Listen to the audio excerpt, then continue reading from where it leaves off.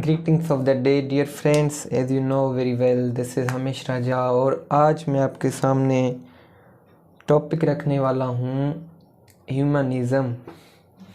तो दोस्तों, ह्यूमनिज़म जो रेनेसां में डोमिनेंट रहा, आज इसकी हिस्ट्री पे बात करेंगे और इसके कैरेक्टरिस्टिक्स पे बात करेंगे। तो दोस्तों, ह्यूमनिज़म स्टार्ट हुआ था इटली में।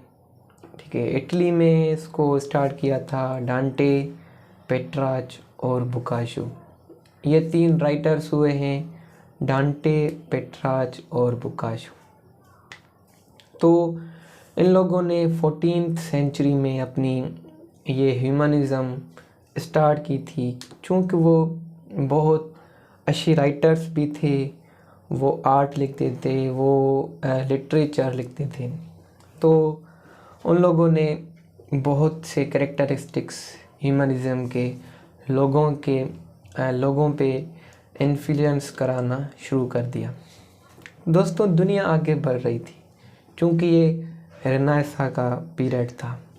दुनिया में लोग फैलने लगे थे। तो ये वहाँ से इटली से स्टार्ट हुई और फ्रांस और फिर यूरोप में भी आई।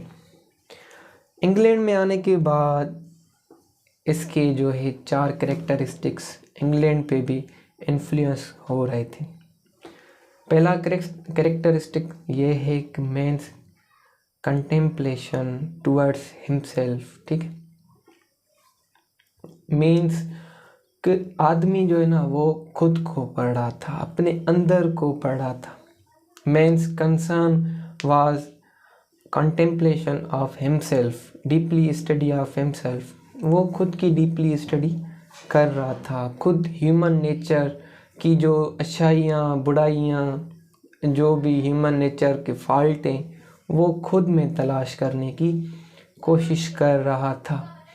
तो दोस्तों, इसकी ये बहुत बड़ी अच्छी बात ये है कि हम ह्यूमनिज़म में क्लासिकल एंटीक्विटी, जो ग्रीक लिटरेचर है, ग्रीक फिलोसोफर से, उसको हम अब कॉपी करना, फॉलो करना शुरू कर रहे थे। क्योंकि ग्रीक में जो है हमारी डेमोक्रेसी ग्रीक से स्टार्ट होती है और हमारी ह्यूमन डिग्निटी ग्रीक से स्टार्ट होती है और हमारी जो है लिटरेचर ग्रीक से स्टार्ट होता है। तो क्लासिकल एंटीक्विटी भी अपना ज़ोर जमाने लगी, अपना इन्फ्लुएंस जमाने लगी 16th सेंचुरी में यूरोप में।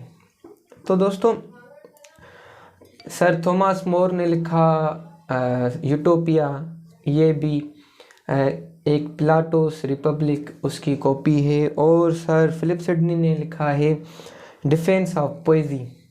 तो वो भी एडवोकेसी है, एक किस्म की अपनी जो एक्सेप्टेंस ऑफ ग्रीक रूल से। ठीक है, तो दोस्तों, ये ह्यूमनिज़म का फर्स्ट कैरेक्टर है। Man's object of contemplation was himself. Man खुद को जान के खुद को खोज कर रहा था, खुद की खोज कर रहा था। और सेकंड कैरेक्टरिस्टिक इसका ये है कि means discovery of external universe.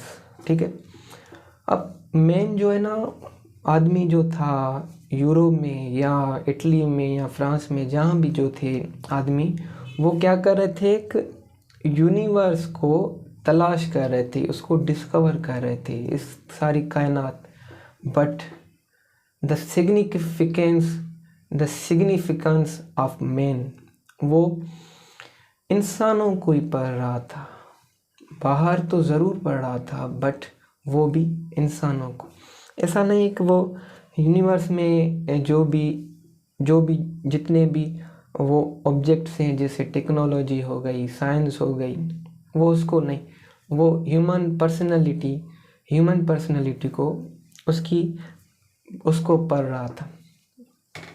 तो एक आदमी दूसरे आदमी से कैसे अलग है, उसकी क्वालिटीज़ क्या है, वो जनरली एक आदमी दूसरे आदमी से, एक रिलीजन का आदमी दूसरे रिलीजन के आदमी से कैसे चेंज है, और एक कंट्री का दूसरे कंट्री के आदमी से कैसे चेंज है, ये अब इसकी स्टडी होने लगी थी। दोस्तों, ह्यूमनिज़म एक बहुत बड़ा रोल प्ले कर रहा था। तो एक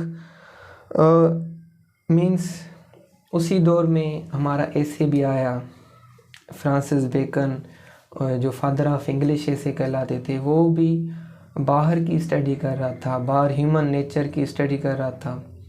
जैसे कि फ्रेंडशिप पे कैसे ही फ्रांसिस बेकन का फ्रेंडशिप कैसे होती है, किससे होती है, कहाँ करनी चाहिए, तो एजुकेशन पे वो बात करता। और प्रोज आने लगी, स्पेंसर लिख रहा था, और हमारे ड्रामा जो है उसमें मार्लो, क्रिस्टोफर मार्लो और शेक्सपियर लिख रहा था। तो ये हम उन लोगों ने हमारी बात की, मैन की बात की कि मैन खुद को कैसे ना अपने आप को आला बना सकता है, अपने आप को बुलंद तरीन बना सकता है, या कैसे वो सिविलाइज्ड हो सकता है, सुधर सकता है, इम्प्रूव कर सकता है।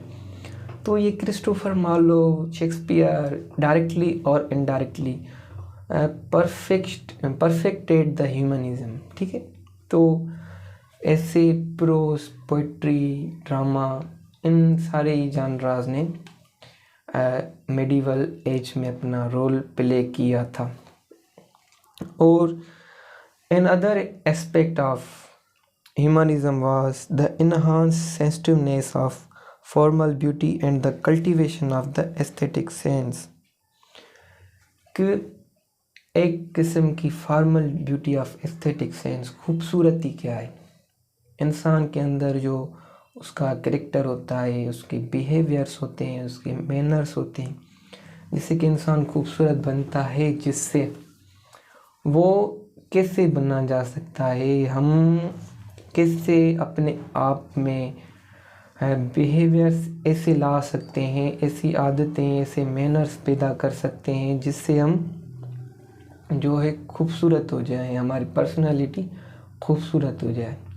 ये भी मैन की बात हो रही थी। दोस्तों, कैस्टिग्लियोन जो एक डिप्लोमेट भी था, लेटर राइटर भी था, उसने कार्टिगियानो एक किस्म का जो है अपना प्ले लिखा है, तो एक किस्म का बुक लिखा है जिसमें वो बता रहे हैं एक जेंटलमैन बिहेवियर के बारे में और manners upon which the conduct of such man as sir Philip Sidney and sir Walter Raleigh was model. वो सर फिलिप सिडनी और सर वाल्टर रेल्फ की बातें कर रहा है कि वो आला किस्म के इंसान कैसे बने। तो यूफिमिज़म भी लिखा गया ले के, उसमें बहुत एग्जागरेशन थी, बट वो भी एक किस्म के परफेक्ट ह्यूमन का मिसाल है। उसके बाद ह्यूमनिज़म का चौथा करेक्टरिस्टिक ये भी था कि अब इंसान खुद के एक्शंस का जो है दोषी मान रहा था। जैसे कि मैं अच्छे काम करता हूँ या बुरे काम करता हूँ, जो भी रिज़ल्ट मिलेगा वो मेरी खुद की कामों का रिज़ल्ट होगा। ऐसा नहीं कि मैं जैसे मिडिवल एज में हो रहा था कि अगर मैं कामयाब नहीं हूँ तो मैं डेमोक्रेटिक पर्सन को उसका जो भी हमारी डेमोक्रेसी में है, मिडिवल एज में तो किंग डायनेस्टी होती थी, तो मैं उन लोगों को जो है अपनी शिकायत करूं कि आप इसके मीन्स एक किस्म के मीन्स आपकी वजह से मैं कामयाब नहीं हो सका।